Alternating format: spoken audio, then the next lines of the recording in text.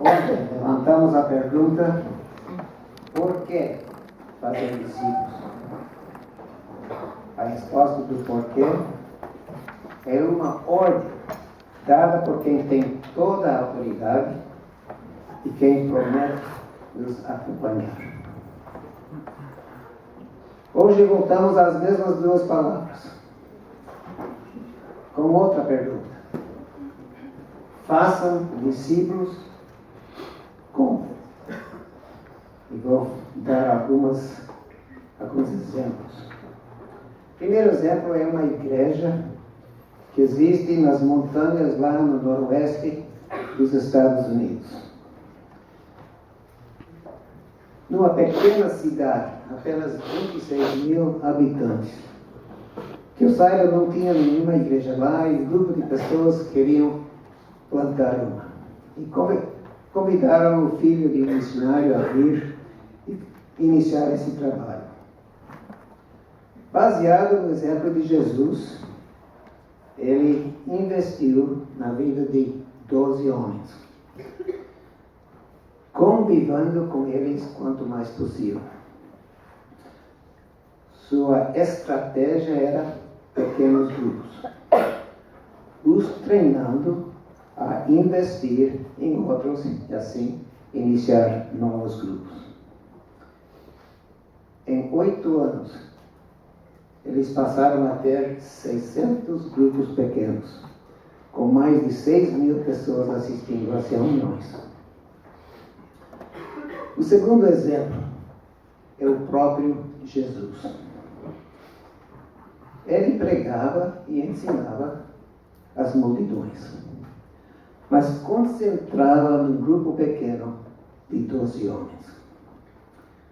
Um versículo que aquela igreja lá nas montanhas usou como base é Mateus 4,19. Eu quero ler para vocês o parágrafo lá em Mateus 4, começando com o versículo 18, indo até 22. Mateus 4, 18 a 22. Andando à beira do mar da Galileia, Jesus viu 2 irmãos, Simão, chamado Pedro, e seu irmão André. Eles estavam lançando redes ao mar, pois eram pescadores. Disse Jesus: sigam-me, e eu os farei pescadores de homens. No mesmo instante, eles deixaram as suas redes e os seguiram. Indo adiante, viu outros 2 irmãos, Tiago, filho de Zebedeu, e João, seu irmão. Eles estavam num barco com seu pai Zebedeu, preparando as suas redes. Jesus os chamou, e eles, deixando imediatamente seu pai e o barco, o seguiram.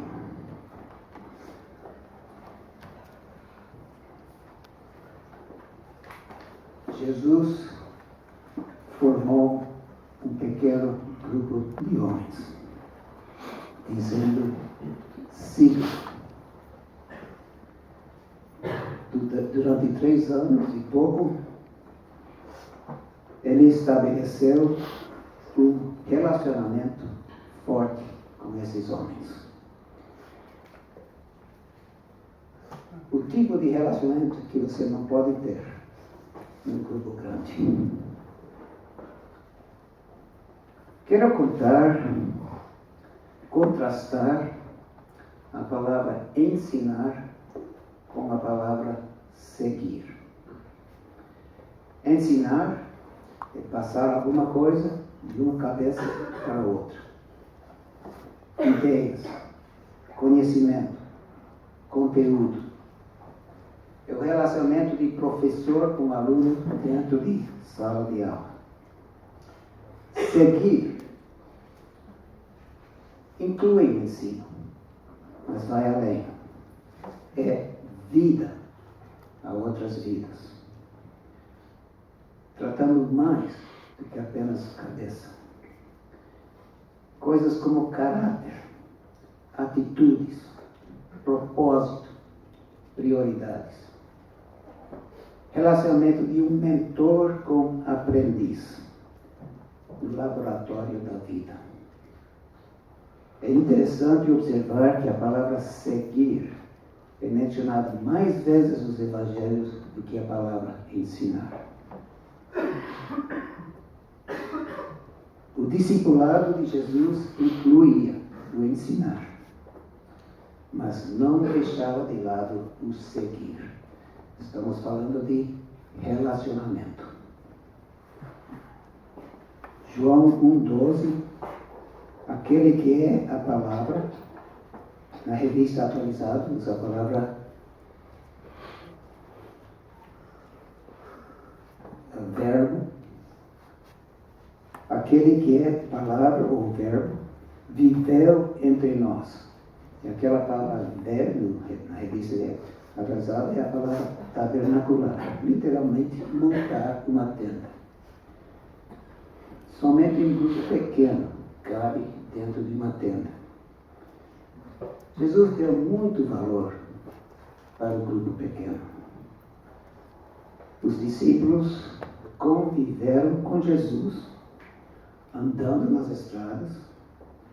Imagino que passaram por algumas noites ao ar livre. Jesus falou uma vez: o filho do homem não tem onde reclinar a cabeça. Andando com Jesus, eles sentiram com ele oposição, enfrentaram dificuldades, passaram por tempestades, aprenderam a orar, seguiram o exemplo de Jesus e muitas outras coisas, convivendo num pequeno grupo com Jesus. O terceiro exemplo que eu quero usar é a equipe. E aqui quero compartilhar uma pouco de história. Eu fui influenciado muito lá no seminário de Dallas por um professor que, como Davi já falou, teve um impacto na minha vida. E parte desse impacto foi o ensino sobre Esdras 7:10. Usei a filosofia de estudo, vida e ministério quando fui nas temporadas de férias para o acampamento da Palavra da Vida, lá nas montanhas do norte do estado de Nova York. O acampamento existe numa ilha no meio de um lago. E lá a minha responsabilidade era treinar os conselheiros dos acampantes. Tentava colocar dentro da vida dos conselheiros a ideia de investir com aquele grupo pequeno de 5 a 10 acampantes, saindo do acampamento, escalando as montanhas junto com aqueles acampantes, passando por aventuras ao ar livre, passando por dificuldades, pela chuva, pela fome e outras situações. De certa forma, exemplificando a vida dos discípulos com Jesus. Foi naquela época que estávamos no acampamento que recebemos aqui dos missionários da Palavra da Vida o convite para vir ao Brasil. Esse ensino com os conselheiros lá estava indo tão bem. Era um curso que estava até sendo reconhecido por grandes universidades. E eu comecei a pensar, mesmo que eu sempre havia pensado, eu quero ir para o campo missionário. Comecei a duvidar.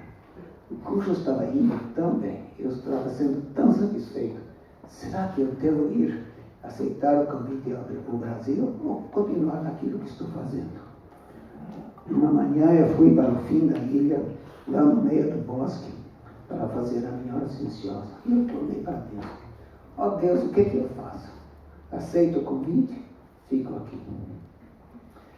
A ideia que veio para a minha cabeça naquela hora foi: por que não ir para o Brasil e fazer durante quase 12 meses do ano o que você faz aqui apenas 10 semanas, cada temporada? Naquele dia fizemos a decisão de vir para o Brasil. Chegamos aqui em 1963. O primeiro ano foi estudar português lá em São Paulo. Por eu ter vivido na Guatemala e falar